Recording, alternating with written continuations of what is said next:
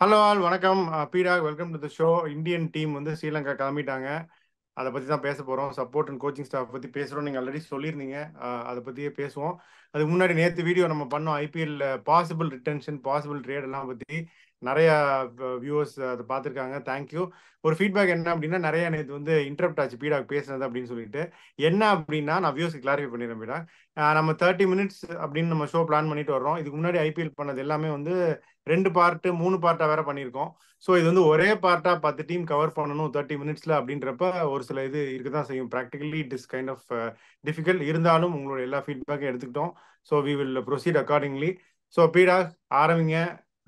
இந்த team support staff யார்கிட்ட இருந்து ஆரம்பிக்கணுமோ ஆரம்பிக்கலாம். ரயன் டென்டெஸ்கார்ட்ல இருந்து ஆரம்பிக்கலாமா? இப்படி ஒரு ஃபாரின் அசிஸ்டன்ட் கோச் இது வரைக்கும் இருந்ததே இல்லை.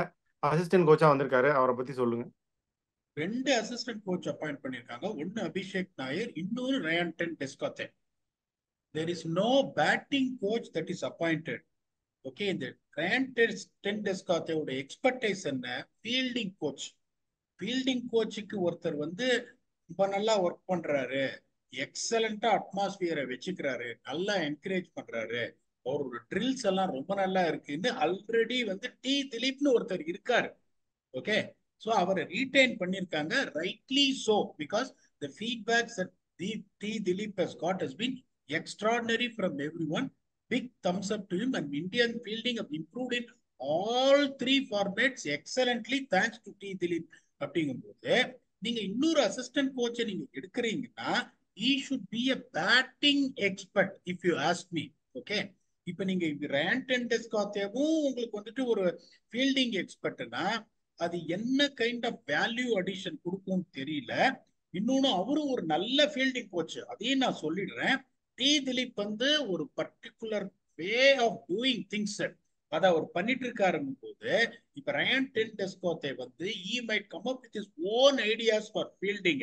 அந்த இன்ட்ரெஸ்ட் வந்து எந்த அளவுக்கு போகும் தெரியல. இவரு ஒரு மாதிரி அவர் ஒரு மாதிரினா, ஏன்னா 2 பேருமே ஒரே டிபார்ட்மெண்ட் எக்ஸ்பர்டைஸ்ன்றதுனால எனக்கு இந்த ரயன் டெஸ்காத்தேவோட அப்பாயின்மெண்ட் வந்து எந்த அளவுக்கு பெனிஃபிட்டா இருக்கும் தெரியல. Even though I rate him as a fielding coach. 2 fielding coach தேவையா? இப்போ உங்களை கேட்கிறேன், viewers can also comment on it. 2 coach தேவையில்லை தான். பட் மேபி அவங்க கம்ஃபர்டபுள் ஒர்க் பண்றதுக்கு அப்படின்றதுக்காக அவர் எடுத்துட்டு வந்திருக்காரு கேகேஆர்ல இருந்து. ஸோ அதுதான் இதுக்கான இது. வியூவர்ஸும் அவங்களுடைய ஃபீட்பேக் கொடுப்பாங்க. ஸோ அப்படியே அபிஷேக் நாயரும் வந்துட்டாரு அதே கம்பெனில இருந்து பேக் எடுத்துட்டு. அதை பத்தி என்ன நினைக்கிறீங்க? But as work successfully. Abhishek Nayar நிறைய பிளேயர்ஸ்க்கு இண்டிவிஜுவலா வேற கோச் பண்ணியிருக்கதா சொல்றாங்க. லைக் தினேஷ் கார்த்திகோட ரிவைவல், நிறைய பிளேயர்ஸ், ஈவன் ரோஹித் சர்மா நிறைய கிரெடிட் பண்ணியிருக்காரு. அதெல்லாம் பத்தி உங்களுக்கு தெரிஞ்ச ஸ்டோரிஸ் சொல்லுங்க. அபிஷேக் நாயர் எப்படி வேல்யூ ஆட் பண்ணுவாரு இந்த டீமுக்கு?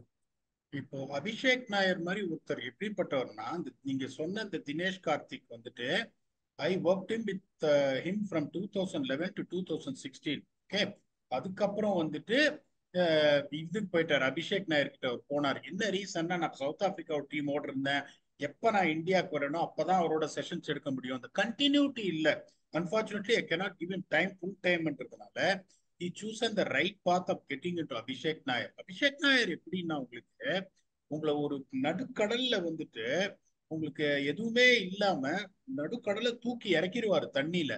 அங்கேருந்து எப்படி நீங்க நீஞ்சி வரீங்க, நீஞ்சி வந்தா நீ பெரிய ஸ்டாரா வருவ, இல்லைன்னா முடிய அங்கேயே செத்து போயிடுவேன். அந்த மாதிரியான ஆளு. தினேஷ் கார்த்திகை வந்து மும்பை கூட்டினு வந்து ஒரு பெரிய வசதியே எதுவுமே இல்லாம ஒரு சிங்கிள் பெட்ரூம் பிளாட்ல தங்க வச்சு, அதுக்கப்புறம் அங்கேருந்து உங்களுக்கு வந்து அந்த கூட்டமான ட்ரெயினை பிடிச்சு, அதுக்கப்புறம் நீங்க வந்துட்டு அந்த இதுக்கு வந்து கிரவுண்டுக்கு வந்து இந்த வெயில்ல ஆடிட்டு திருப்பியும் ட்ரெயினை பிடிச்சி போய் இந்த மாதிரி என்ன பண்ணுவாரு, உங்களை மென்டலி டஃப் ஆக்குவாரு. அவரோட கோச்சிங் இதுவே எப்படின்னா, mostly into mental conditioning and make you stronger as a player. Okay, என்ன மாதிரி கோச் எல்லாம் நான் வந்து அந்த ரூட்ல எடுக்க மாட்டேன். என்னோடது வேற. நான் எப்படின்னா டெக்னிக்ல ரொம்ப இதுவா ஒர்க் பண்ணுவேன், டாக்டிக்கல்ல ஒர்க் பண்ணுவேன், கேம் சினியரை கொடுப்பேன். இப்ப இவரு எப்படின்னா, உங்களை வந்துட்டு அவரோட வே ஆஃப் திங்கிங்கே டிஃப்ரெண்ட். நீ வந்து you cannot take any thing for granted. இப்போ தினேஷ் கார்த்திக் மாதிரி ஒருத்தர், நான் இன்னொன்னு சொல்றேன், 2011 ஒரு வீட்லயே வந்து 40 நாள் தங்கி அவரை கோச் பண்ணேன். ஓகே, இவ்வளோ பெரிய கார், இந்த கார் பேர்லாம் நான் சொல்ல விரும்பல, டிரைவர் ஓட்டுவாரு, பின்னாடியே உட்காந்து பேசிட்டே வருவாரு. அதுக்கப்புறம் லஞ்ச் டைம்லன்னு பாத்தீங்கன்னா ஒரு மேட்ச் ஆடும்போது வீட்ல இருந்து அவருக்கு சமைச்ச சாப்பாடு வரும். இதெல்லாம் வந்து ஒரு கம்ஃபர்ட் ஜோன். இப்ப நான் எப்படின்னா அந்த கம்ஃபர்ட் ஜோன்ல நான் எடுக்க மாட்டேன். என்னோட way of thinking is different. Abhishek Nayar என்ன பண்ணுவாருன்னா உங்களுக்கு கஷ்டப்படுத்துவாரு. இந்த மாதிரி வந்து உங்களுக்கு இந்த mentally you to torture yourself. ஒரு 7 ஸ்டார் ஹோட்டல்ல தங்குறது, டிரைவர் வந்துட்டு உங்களுக்கு வந்து BMW கார்ல வந்துட்டு ஃபோன் பண்ணுவான், உள்ள உட்காந்தோடனே ஏசி ஆன் பண்ணிடுவீங்க, ட்ரெயினை பிடிச்சி போ கிட் பேக் எடுத்துன்னு, சம்மோன் லைக் தினேஷ் கார்த்திக் அந்த மாதிரி கஷ்டப்படுத்துவாரு பிளேயர்ஸை. He will try and make sure you are mentally strong to take the challenges when you come from one level to other level. So அவர் அந்த மாதிரியான coach which is going to be a definite value addition for Team India. அதுல வந்து உங்களுக்கு எந்த சந்தேகமும் இருக்கிறதா எனக்கு தெரியல. அதனால அபிஷேக் நாயரோட அடிஷனை நான் வந்து டெஃபினட்டா ஒரு தம்ஸ் அப்னு சொல்லுவேன். ஏன்னா is produced players and players have responded well to his coaching methods. So well done on appointing Abhishek Nayar என்ன பொறுத்த வரைக்கும்.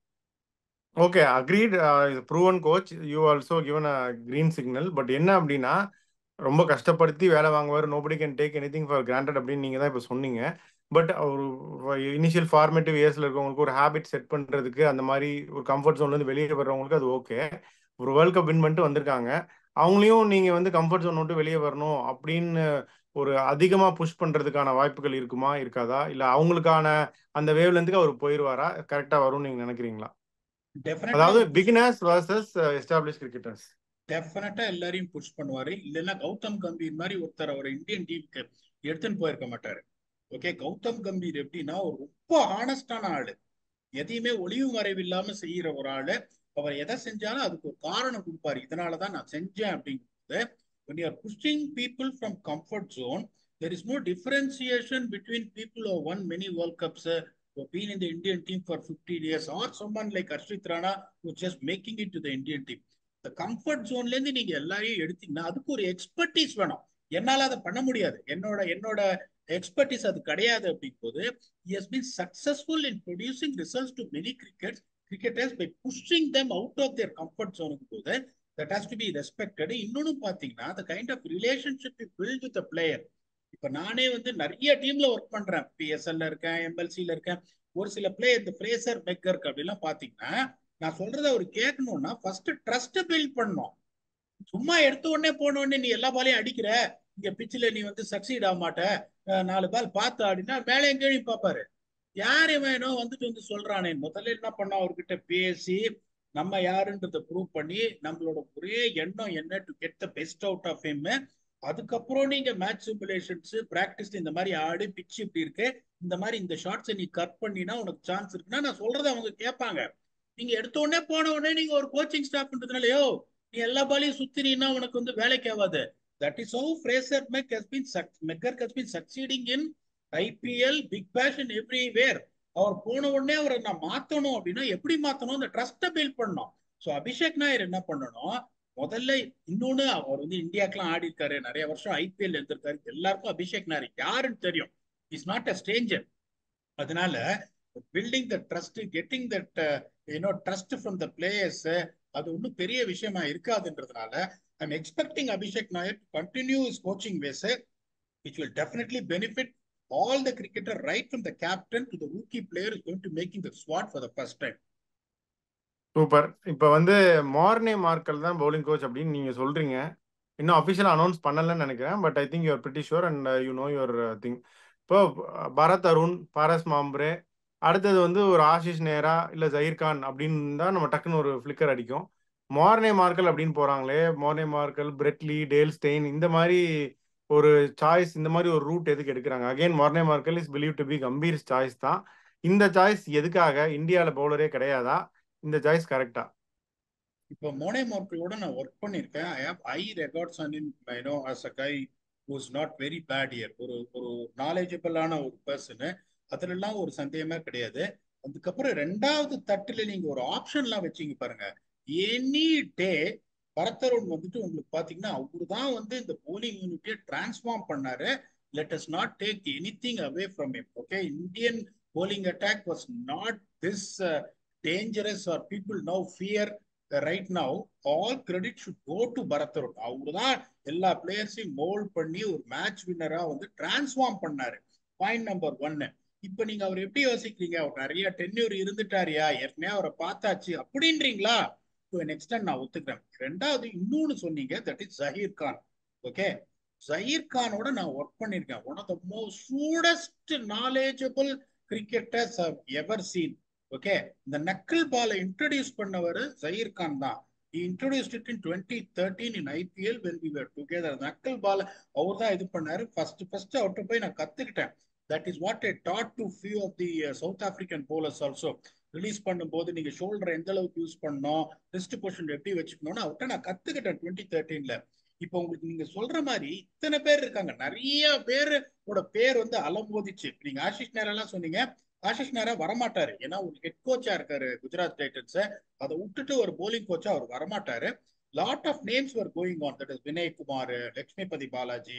உங்களுக்கு அதே மாதிரி Paras Mhambrey is also not done a bad job at all taking over from பரத்தரனுங்கும் போது எதுக்கு நீங்க வந்து ஒரு ஃபாரின் ஸ்டாஃபை எடுத்துன்னு வரீங்கன்றதான் என்னோட கேள்வி. Even though I'm not against மோடி மோர்கல்ஸ் அப்பாயின்மெண்ட்.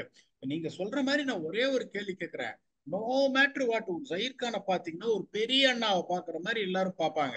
ஓகே, ஒரு வினய்குமார், எல்லாரும் மோரலெஸ் கிரிக்கெட் ஆடி இருக்காங்க போது அந்த பாண்ட் வந்து ஆல்ரெடி டெவலப் ஆயிருக்கும். அதே மாதிரி நான் இன்னொன்னு நிறைய சொல்றேன், நிறைய ஃபாரின் கோச்சஸோட ஒர்க் பண்ணியிருக்கேன். அந்த பாண்ட் அவங்க வந்து இதுவே பண்ண மாட்டாங்க. இப்ப கிரவுண்ட்ல ஒரு 4 மணி நேரம் உங்ககிட்ட பேசுவாங்க, அதுக்கப்புறம் டிட்டாச்சா இருப்பாங்களே ஒழிய அதுக்கப்புறம் வந்து உங்க ரூம்க்கு வந்து உங்க சோஷியலைஸ் பண்றது, வெளியே போ நம்ம வந்து இதுக்கு போகலாம், உன் ஃப்ரெண்டு வீட்டுக்கு நீ வந்து கூப்பிடுறியா டின்னருக்கு, நானும் கூட வரேன். இந்த பாண்டிங் வந்து இருக்கவே இருக்காது. அவர் வந்தாருன்னா ஒன்று தனியா இருப்பாரு, இல்ல ரயன் டெஸ்கோத்தை கூட வந்து இருப்பாரு ஒழிய இந்த போலிங் கோச் பொசிஷன் இந்தியாவில இவ்வளவு ஆப்ஷன் இருக்கும் போது உங்களுக்கு வந்து இந்த போலிங் கோச் மோனி மோர்க்கலை எடுக்கணுன்றது தேவையா? ரெண்டாவது பாத்தீங்கன்னா அவரோட எக்ஸ்பீரியன்ஸ். இப்பதான் வந்து கிரிக்கெட் ஆடுறதே அவர் நிறுத்தினாரு. அவர் என்ன கோச்சிங் அக்ரெடிடேஷன் இருக்குன்றதெல்லாம் எனக்கு தெரியாது. இப்ப வந்து பாகிஸ்தானோட ஃபர்ஸ்ட் ஒரு அசைன்மெண்ட். இன்னொன்னு பாத்தீங்கன்னா இந்த கிரிக்கெட்டர்ஸ் வந்து இட் இஸ் வெரி ஈஸி. ஒரு மோனி மார்க்கல்ன்றது ஒரு பெரிய பேரு, டேல் ஸ்டெயின்றது ஒரு பெரிய பேரு. நிறைய பேர் எப்படி யோசிப்பாங்கன்னா அவரால் என்ன வேல்யூ ஆட் பண்ண முடியும்னு பார்க்க மாட்டாங்க. ஓ, பயங்கரமா போலிங் போட்டிருக்காரு, ஏகப்பட்ட விக்கெட் எடுத்திருக்காரு, பயங்கரமா பால் ஸ்விங் ஆகும், பயங்கரமா சீம் ஆகும், பயங்கரமா சீம் பொசிஷன் நல்லா இருக்கும், அப்படி அவர் அந்த காலத்துல ஆடின கிரிக்கெட்டை யோசிச்சு நிறைய பேர் அப்பாயிண்ட் பண்ணுவாங்க. நீங்க வந்து ஒன்னே ஒண்ணு நான் திருப்பி சொல்றேன், பிளேயர் வந்து ஒரு டிஃப்ரெண்ட் திங், அதே பிளேயர் அம்பையர் ஆறுது ஒரு டிஃப்ரெண்ட் திங், அதே பிளேயர் கமெண்டேட்டர் ஆறுது டிஃப்ரெண்ட் திங், கோச் ஆறுது different thing. Please do not bring is playing credentials what he has achieved in the past coaching. என்னை பொறுத்த வரைக்கும் ஜஹீர் கான் பாத்தீங்கன்னா worldwide respected guy because is very shrewd. அப்படிங்கும்போது when you got so many options floating around அப்படிங்கும்போது, even though I'm very much supportive of Moni Markle and Ryan Trent-Escothe, இந்த ரெண்டு பேரையும் டெஃபினட்டா நான் எடுத்திருக்க மாட்டேன் because you got more options. Ryan Trent-Escothe நான் சொல்லிட்டேன் ஏற்கனவே, ஒரு ஃபீல்டிங் கோச் இருக்கும்போது அவர் தேவையா அப்படின்னு. மோனி Morkel when you got so many Indian coaches who are talented enough, நல்லாவும் ஃபார்மர் பிளேயர்ஸ் நாலேஜபிள் போது டெஃபினட்டா one of the Indian bowlers former coach நான் எடுத்திருப்பேன் ஒழிய டெஃபினட்டா மோனி மோர்க்கல் எடுத்திருக்க மாட்டேன். As much I support Dileep and Abhishek Nayar, not because they are Indians. அவர் என்ன வேல்யூ அடிஷன் பண்ணுவாங்கன்றது கிளியரா நான் சொல்லிட்டேன். அன்பயஸ்டா ஒரு ஒப்பீனியன் கொடுத்துருக்கீங்க. நீங்க என்ன நினைக்கிறீங்க இதை பத்தி? இல்ல, நீங்க சொல்றதை நான் சொல்றேன். ரெண்டுமே உங்களுக்கு தேவையான ஆணி, ஆனா டீமுக்கு தேவையில்லாத ஆணி அப்படின்னு நீங்க சொல்ல வர்றீங்க. So will go on to Dileep. Dileep அவர் வந்து ஃபீல்டிங் கோச்சாக இருந்திருக்காரு. நம்ம வீடியோஸ்லாம் பார்ப்போம். இந்த ஃபீல்டிங் அவார்ட்லாம் கொடுக்குறாங்க, கிரவுண்ட் ஸ்டாஃப் வச்சு கொடுக்குறாங்க, பிளேயர்ஸ் வச்சு கொடுக்குறாங்க, க்ரௌடு இருந்து கொடுக்குறாங்க. அவரும் என்ன மாதிரி வேல்யூ ஆட் பண்ணுவார், என்ன மாதிரி ட்ரில்ஸ் எல்லாம் இருக்கும், அதெல்லாம் பத்தி கொஞ்சம் சொல்லுங்க. ரொம்ப இன்னோவேட்டிவ் ட்ரில்ஸ் இருப்பாரு. இன்னொன்னு என்ன, fielding session is the most boring session. நான் எல்லா டீம்லயும் ஒர்க் பண்ணியிருக்கேன். நிறைய பேர் என்கிட்ட சொல்லுவாங்க, பாய் நான் பண்ண ட்ரில்ஸ் ஐ கேச்சிங், இது ஃபிளாட் கேச்சிங், பிளைண்ட் கேச்சிங், இதே பண்ண சொல்லி, யோ போரியா இன்னைக்கு ஃபீல்டிங் கேட்ச் நான் விட மாட்டேயா, வேணாயா ஃபீல்டிங்னுவாங்க. இந்த திலீப் பாத்தீங்கன்னா is extremely innovating in keeping people interested towards what is doing. ஒரு பியூட்டிஃபுல் அட்மாஸ்பியர் அங்க கொண்டு வருவாரு.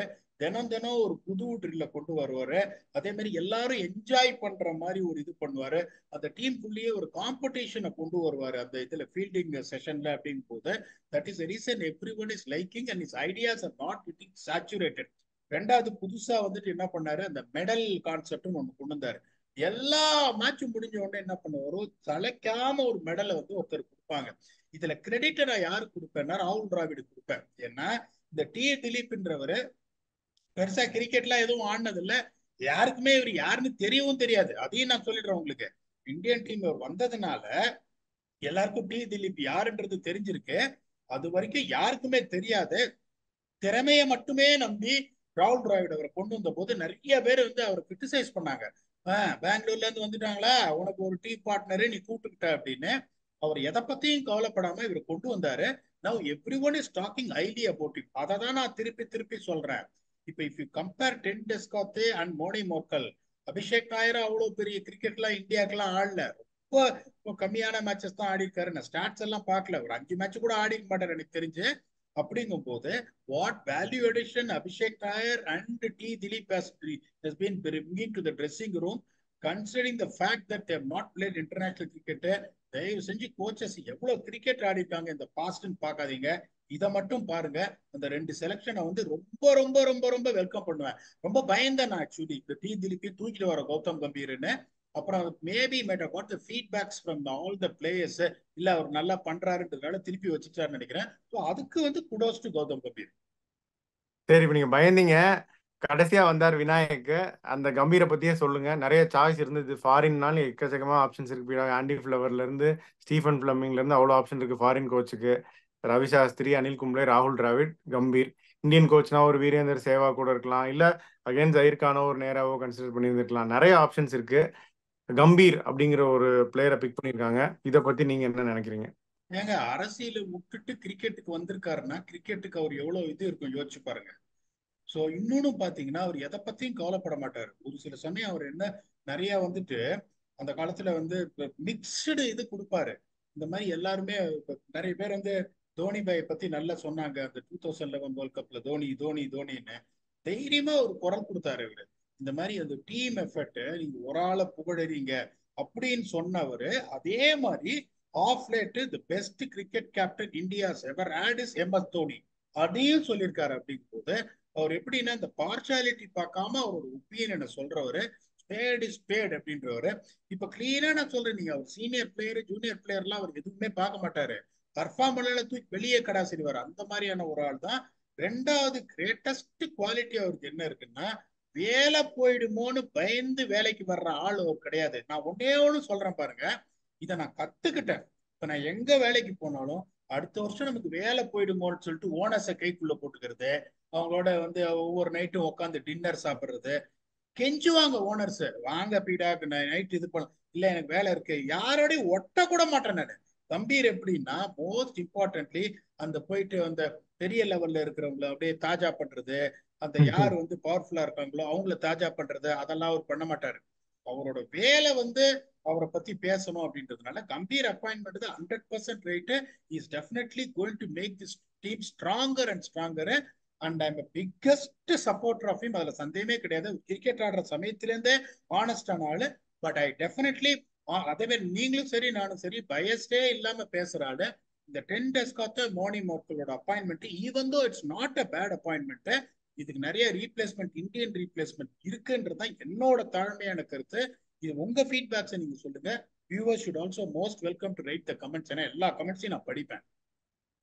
ஓகே, அது முடிஞ்சது. இப்போ சாய்ராஜ் பகதுலே அவரு இப்போதைக்கு டீமோட டிராவல் பண்றதா சொல்றாங்க. அதை பத்தி என்ன நினைக்கிறீங்க? மார்னி மார்க்கல் வர்ற வரைக்கும் ஸோ அந்த சாய்ஸை பத்தி என்ன நினைக்கிறீங்க? ரொம்ப நல்ல மனுஷன், சாஃப்டான மனுஷன். அவர் பேசுறது காதுலே விழாது. அவ்வளோ ஒரு 24 கேரட் கோல்டு அவரு.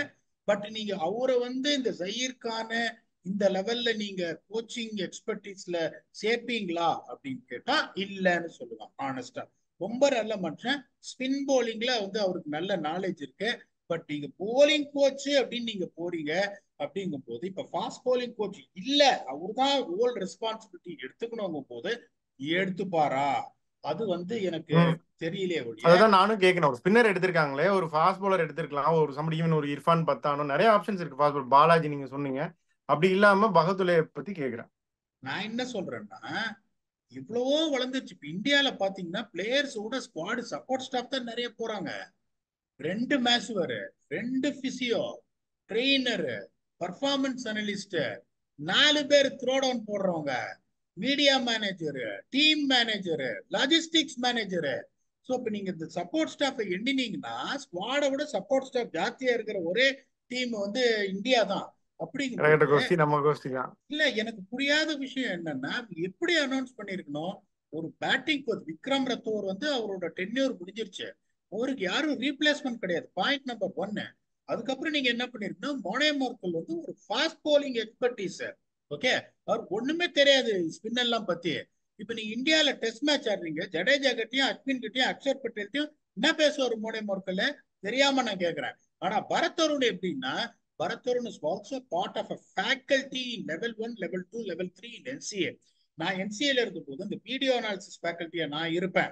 ஆனா அந்த ஸ்பின் போலிங்கா இருக்கட்டும், ஃபாஸ்ட் போலிங்கா இருக்கட்டும், ரெண்டுக்குமே ஃபேக்கல்ட்டி பரத் அருண். அவருக்கு ஸ்பின் போலிங்கும் நல்ல நாலேஜ் இருக்கு. இப்ப பரத் அருண் மாதிரி நீங்க ஒரே ஆளை வச்சிருந்தீங்கன்னா very can look after both the department, that is fine. இப்ப நீங்க மோனே மார்க்கல் மாதிரி ஒருத்தர் நீங்க கொண்டு வரீங்கன்னா அவங்க என்ன பண்ணிருக்கணும், they should have also added a local spin bowling coach. They should have also added a batting coach replacing Vikram Rathore. Okay, 10 test காத்தே நீ வேணும்னு நினைக்கிறியா, ஓகே எடுத்துக்கோ, நோ ப்ராப்ளம். இந்த ரெண்டும் பண்ணிருந்தா இந்த கோச்சிங் யூனிட் வந்து இன்னும் பெட்டரா இருக்கும்ன்றது என்னோட ஃபீலிங். இந்த இதுல கொஞ்சம் விட்டுட்டாங்களோன்றது. ஏன்னா மோனே Morkel just can't talk spin. அதை பத்தி நான் உங்களுக்கு ஹானஸ்டா இப்பவே சொல்லிடுறேன். I know him more than anyone else. Super. Okay, இப்போ ஓரளவுக்கு எல்லாமே பார்த்துட்டோம் சப்போர்ட் ஸ்டாஃப் பத்தி. ஸோ ஃபைனல் தாட்ஸ் போறதுக்கு முன்னாடி அதே தான் பீடா, நம்ம 2 பேருமே வந்து வியூவர்ஸ்க்கு நான் ஹானஸ்டான ஒப்பீனியன்ஸ் தான் சொல்றோம். மைண்ட்ல இருக்கிறது நம்ம அப்பப்போ மைண்ட் வாய்ஸ்ன்னு நினைச்சு சத்தமாகவும் பேசிடுறோம். பட் ஒரு பயஸ் இல்லாம எந்த ஒரு ஒரு இது இப்படிதான் பேசணும் அப்படின்றது இல்லாம we are very casually interacting. அதே தான் வியூவர்ஸ்க்கும். பீடாவுக்கும் வந்து ஹேஸ் அ பிஸி ஸ்கெடியூல். எனக்கும் வந்து ஒரு என்னதான் ஸ்கெடியூல் இருந்தாலும் ஆஃப்டர் ஒரு 10 மணிக்கு மேலே தான் மோஸ்ட்லி ரெக்கார்ட் பண்றோம் நைட்டு. அது அவங்கவுங்களுக்கு கிடைக்கிற டைம்ல என்ன அவங்களுடைய பாஸ் டைம் அப்போ ஹாபி அப்படிங்கிற மாதிரி தான் இதுவும். எனக்கு ஒரு 20 மினிட்ஸ் 15 மினிட்ஸ் ஒரு ஃப்ரெண்டோட பேசுற மாதிரி தான் இந்த இன்ட்ராக்ஷன்ஸ் போயிட்டு இருக்கு. ஸோ பட் அதை நாங்கள் ஹானஸ்டா பண்றதுக்கு நினைக்கிறோம் நானும் பீடாகும். ஸோ இதுதான் எங்களுடைய தாட்ஸ். பீடா, உங்களுடைய ஃபைனல் தாட்ஸ் என்ன? கரெக்டா சொன்னீங்க. என்னை பொறுத்த வரைக்கும் வியூவர்ஸ் அவங்க டைம் ஸ்பெண்ட் பண்ணி பாக்குறாங்க அப்படின்னா அதுல ஆனஸ்டி இருக்கும். I respect each and every viewer is வாட்சிங் it and sharing is comments. உங்க லைஃப்ல வந்து 24 மணி நேரத்துல ஒரு 20 நிமிஷம் எங்களுக்காக ஒதுக்கி நீங்க பாக்குறீங்கன்னா அதுக்கு நாங்க தலை வணங்குறோம். அதே மாதிரி நாங்க கொடுக்குற கண்டென்ட் குவாலிட்டியா இருக்கும். யாரையும் வந்துட்டு சப்போர்ட் பண்ற மாதிரியும் இல்லாம, யாரையும் வந்துட்டு அப்போஸ் பண்ற மாதிரி இல்லாம. அப்கோர்ஸ் திருப்பியும் சொல்லிடுறேன், தப்பா நினைக்காதீங்க. ஒரு ஆர்சிபி ஆடினா சப்போர்ட்டரே மனசு பொங்கும். ஆனா ஆர்சிபி சரியா பண்ணல அப்படின்னா நீ தாண்டி ஐஸ்வர்யா ராய் அப்படின்னு சொல்ற முதல் ஆள் நான் தான். அப்படிங்கும்போது எதையும் நான் விட்டு வைக்க மாட்டேன். இப்ப ரொம்ப நாள் இல்ல உங்களுக்கு இந்தியா ஸ்ரீலங்கா சீரிஸ் ஸ்டார்ட் பண்றதுக்கு. 27th ஸ்டார்ட் பண்றாங்க. அதுக்கு திருப்பி ஆஸ் யூஸ்வல் டீடைல்டா கிரவுண்ட் கண்டிஷன்ஸ் என்ன பண்ணணும், எந்த பிளேயிங்ல விளையாடணும் எல்லாத்தையும் ரொம்ப டீடைல்டா. Next is going to be the preview of the first match which India is going to play against Sri Lanka on 27th. Until we come back and entertain you, thanks a lot and bye bye.